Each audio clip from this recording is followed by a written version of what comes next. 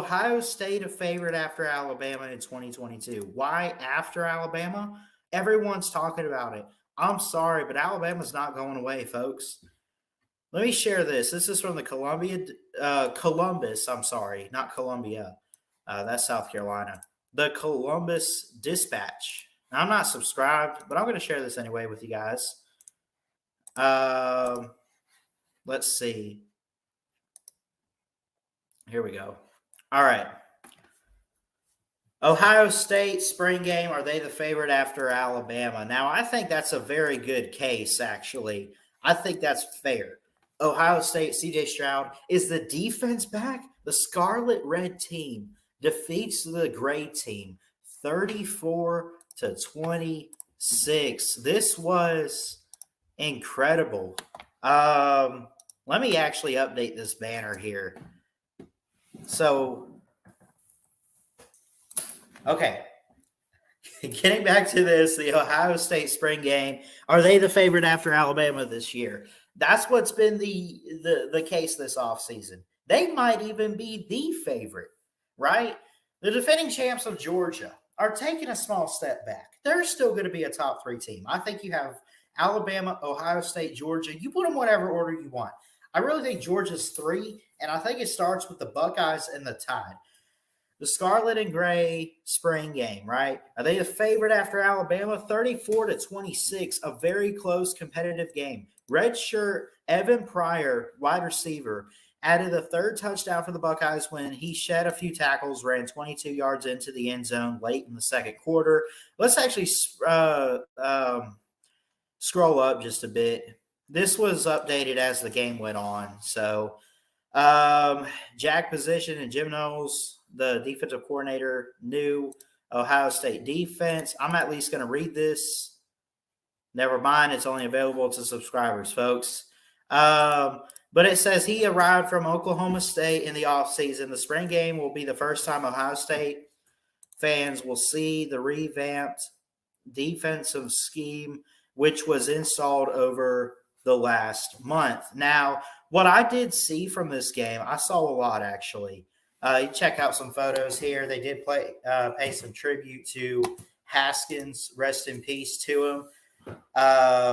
Making the tribute at midfield, the players and Coach Ryan Day, which, by the way, Ryan Day has filled big shoes. Still has to fill big shoes. The only thing he hasn't done is win a championship. But he's won the Big Ten. He's made it to the playoffs. He's done all of that, right? They had a missed field goal. CJ Stroud's final numbers here. I know I'm kind of hopping around. There's really not much I have to say on this, but I will say this. CJ Stroud is phenomenal. I knew it last year. I made a little bit of jokes like, yeah, he's all right. He's amazing. I love watching CJ Stroud. He might win the Heisman this year, if not Bryce Young. I'd say that I'm going to go ahead and say CJ Stroud after today. And by the way, how Bryce performed today, which wasn't too bad, but it didn't seem like the Bryce we knew from last season. On that in a second. CJ Stroud was 14 of 22 for 122 yards, right on the money with 120 and a touchdown. Yeah, this was a good game. 34-26. That's a lot more points than what Alabama had in theirs, what other teams had. This was an offensive game down to the wire. The Buckeyes offense leads the defense 24-9 at the halftime of the annual scrimmage. Okay. Defensive end and linebacker Mitchell Melton was injured late in the second quarter, assisted off the field by a pair of trainers. He'll get reps he has been getting reps at the jack position. He missed last season with an injury. Now he's hurt again. Let's not go into like calling guys injury prone or anything. You pray for Melton and you hope he gets better. Evan Pryor adds the 3rd touchdown. This guy balled, right? He had a touchdown, shed a few tackles, ran 22 yards into the end zone. He is a guy, Evan Pryor is a redshirt freshman that is going to ball out. And Hummus Hero in here saying that he's actually a running back, but they will probably use him as hybrid. Yeah, I think they should. I think he's got good hands. He's got a lot of great speed. Joe Royer on the second series from scrimmage caught a 24-yard touchdown thrown by Kyle McCord, who's the backup quarterback to C.J. Stroud. Uh, he was being hit by cornerback Jair Brown. Okay, if you're a receiver being hit by a defensive back and you can haul it in the back of the end zone, there you go. Or it doesn't say back of the end zone, but if you can haul it in the end zone while there's a man on you being hit, you've done your job and done your duty, sir. Jeremy Rutger left out. Royer is trying to fill his shoes. I'm sure he's probably going to be the guy because he looked like it.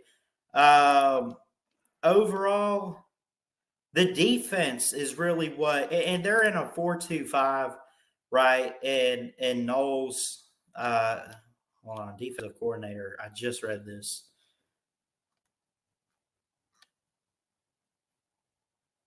Jim Knowles. Okay. 4-2-5 is what they're running. So they're running 4 guys, 2 linebackers, and 5 DB set. So they're trying to defend the passing game, right? Jackson Smith-Njigba's back.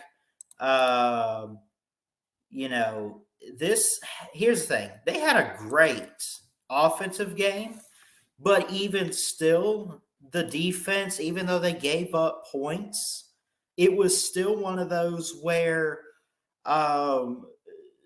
they still performed well when they needed to. I'm going to be honest. I don't have enough notes that I took overall from the Ohio State spring game. I mean, the Scarlet O-line was very flawless from what I did see. Tommy Eichenberg on the defensive side of the ball had 10 first half tackles. He had 6 on his own to lead the defense in the game. Kyle Stokes had a couple passes broken up. Stroud was 14-22 for 120 yards and a touchdown. The Buckeye defense was great. It still has some work to do, just be a little bit more consistent, but we'll see what happens. Hummus Hero's giving me a lot of good insight in the comments, man. If you could update me on some of this that maybe I missed, because I'm going to be honest, it has been a long and busy day, been out to the store and all that, and back home again. So there was quite a bit that I did miss in some of these games today. But from what I did see, I mean, it looked like the defense of Ohio State. I don't know if I'm going to say top 5, but it could be top 10 somewhere. I think that it played very well against C.J. Stroud and company. Especially, I would say the secondary. Like I said, some broken passes in this game overall that they had, and they played their hearts out. CJ Stroud and this team, like the spring game's not going to define you. You're not defined by the spring. You're defined by the football season. Not by a loss or whatever, but by what you do as a team individually and how you end the season is what's going to define a team. So, I mean, there's plenty of offseason. Basically, here's my assessment, and we'll move on. I'll say this. The defense needs improvement. The O-line can step it up just a little bit, right? But overall, I thought they did great. 34-26. They kept a close game, 8 points. Scarlet team won over the Gray. You give them credit. Ohio State is ready for the 2022 football season. I think it starts with Alabama. And I honestly, forget 1 and 2. I think it's 1A and 1B. And I think Alabama, Ohio State could have a rematch in the Natty, much like they did for the 2020 season in the pandemic. Only this time we'll have a full schedule and teams will be ready and prepared. And I just think that overall, I think Ohio State's going to have that kind of defense this year, man, because it did surprise me in ways. But I think they could be very, very good on the football field this year. And again, I'm just getting into the Big Ten, team previews. So, again, hold me to it. Remind me that I said all this. I am high on Ohio State to possibly win the Big Ten this year. right? And I've been saying that, but